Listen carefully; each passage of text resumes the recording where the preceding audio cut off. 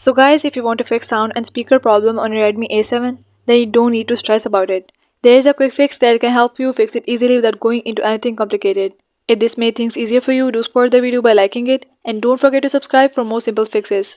Alright, let's fix it.